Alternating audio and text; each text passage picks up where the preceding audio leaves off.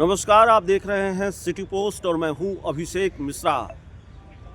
देखिए, बिहार में पिछले कई दिनों के घटनाक्रमों की कड़ियों को अगर आप जोड़ेंगे, सिलसिलेवार तरीके से अगर बिहार में कई दिनों के घटनाक्रम की कड़ियों को जोड़ेंगे, तो ऐसा लगता है कि बिहार एक बार फिर उस मुहाने पर खड़ा है जहां पुख्ता तौर पर या जहां बिना किसी गुरेज के ये बात कही जा सकती है कि बिहार में खेल तो होने जा रहा है, बिहार में खेला होगा। इस बात को और पुख्ता किया आज जेडीयू के एमएलसी गुलाम गौस के उस बयान ने, जिसका जिक्र हमने आपको किया है, वो खबर भी हमने आपको दिखाई है। कैसे उन्होंने कहा, एक तरह से बीजेपी को धमकी दी कि अब हवा ही करेगी रोशनी का फैसला, जिस दिए में दम होगा वो दिया रह जाएगा। तो भारतीय जनता पार्टी को जेडीयू के अपना दम दिखा रही है, ये सवाल है। हालांकि ये बात अलग है कि जेडीयू के मुख्य प्रवक्ता नीरज कुमार का बयान, जब जेडीयू बीजेपी के रिश्तों पर आप बात करेंगे, थोड़ा सधा हुआ बयान होता है, थोड़ा ये बताने की कोशिश होती है कि सब कुछ ऑल इज वेल है। लेकिन राजनीतिक गलियारों में जो चर्चा है वो चर्चा यही है कि ऑल इज वेल नहीं है, कम से कम सब कुछ ठीक नहीं है, सब कुछ सामान्य नहीं है। जिस तरह की स्थितियां और परिस्थितियां रही हैं, पिछले कुछ दिनों के घटनाक्रम को सिलसिलेवार तरीके से जोड़ें।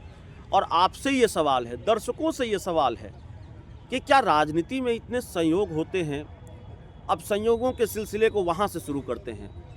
भारत के पूर्व प्रधानमंत्री स्वर्गीय मनमोहन सिंह के परिजनों से मिलने नीतीश कुमार दिल्ली जाते हैं और वो वहाँ दिल्ली जाते हैं, उनके परिजनों से मुलाकात करते हैं। चर्चा होती है कि प्रधानमंत्री नरेंद्र मोदी से मिलेंगे, चर्चा होती है कि बीजेपी के नेताओं से मिलेंगे, अमित शाह जेपी नड्डा से मिलेंगे। प्रधानमंत्री नरेंद्र मोदी से मुलाकात, चलिए एक प्रोटोकॉल होता है, उसकी एक प्रक्रिया होती है। नीतीश कुमार मिलना नहीं चाहते हों या प्रधानमंत्री के पास समय न रहा हो, ये भी हो सकता है। तो प्रधानमंत्री और नीतीश कुमार के बीच दिल्ली में मुलाकात नहीं हुई, चलिए इसको असामान्य नहीं कह सकते, या नहीं माना जाए तो नहीं माना जाए। लेकिन क्या भारतीय जनता पार्टी के दूसरे बड़े नेता जेपी नड्डा और अमित शाह से भी मुलाकात नहीं हुई, तो इसको सामान्य घटना कहेंगे? और नीतीश कुमार मुकर्रर वक्त से पहले दिल्ली से पटना लौट आए, और उसके बाद की क्या स्थिति है? अगर उसको संयोग कहेंगे, उसको कहेंगे कि वो सामान्य घटना है, नहीं हुई मुलाकात बीजेपी के नेताओं से तो नहीं हुई, ये सामान्य घटना है, सब कुछ ठीक है, एनडीए में ऑल इज वेल है, जो बात कही जा रही है, तो बिहार आ रहे भारतीय जनता पार्टी के नेताओं से दूरी क्यों? बिहार आ रहे भाजपा के नेताओं से दूरी क्यों? भारत के उपराष्ट्रपति जगदीप धनखड़ के स्वागत के लिए नीतीश कुमार का नहीं जाना, शिवराज सिंह चौहान से मुलाकात नहीं करना, बल्कि शिवराज सिंह चौहान के साथ तो कार्यक्रम तय था, जो जानकारी हमारे पास है या मीडिया रिपोर्ट्स के हवाले से जो खबर आई, भारत रत्न स्वर्गीय कर्पूरी ठाकुर के गांव में जाना था नीतीश कुमार को। शिवराज सिंह चौहान और जगदीप धनखड़ के साथ उनको शामिल होना था उस कार्यक्रम में, वो नहीं गए, और जानकारी ये आई कि बाद में वो अलग से गए। तो ये सारे घटनाक्रम है। इसी बीच ये खबर भी आ गई कि मणिपुर की बीजेपी सरकार से समर्थन वापस लिया, और बाद में बलि का बकरा बन गए वहाँ के प्रदेश अध्यक्ष की, नहीं फैसला इनका था, इन्होंने लिया था, इनके खिलाफ कार्रवाई हो गई है।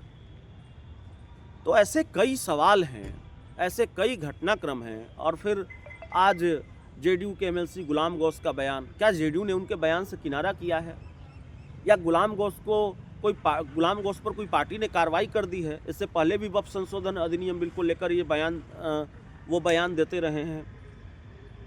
नीतीश कुमार की चुप्पी, या नीतीश कुमार अभी 3, 4, 5 दिनों से जिस तरह से एक्ट कर रहे हैं, या अगले 10-15 दिनों से एक्ट कर रहे हैं, वो ये संदेह पैदा करती है, या वो इस अंदेशे को मजबूत करती है कि कहीं नीतीश कुमार के मन में वाकई कोई खिचड़ी तो नहीं पक रही है, कहीं वाकई नीतीश कुमार कोई बड़ा फैसला तो नहीं लेने वाले हैं। और बड़ा फैसला क्या लेंगे नीतीश कुमार? पाला बदलने का, या बेटे निशांत को लेकर बड़ा फैसला लेंगे? क्योंकि उनके बेटे निशांत की राजनीति में एंट्री को लेकर भी चर्चा है। तो नीतीश कुमार इस मामले में चुप रहेंगे, या नीतीश कुमार पूरी तरह से खुद सामने आकर, चूँकि वो परिवारवाद के विरोधी रहे हैं, तो खुद सामने आकर इसको खारिज करेंगे, या वाकई जेडीयू में इसकी तैयारी चल रही है कि निशांत को राजनीति में लाया जाए, उनकी पॉलिटिकल एंट्री हो? इस पूरी रिपोर्ट में इतना ही। बहुत बहुत धन्यवाद।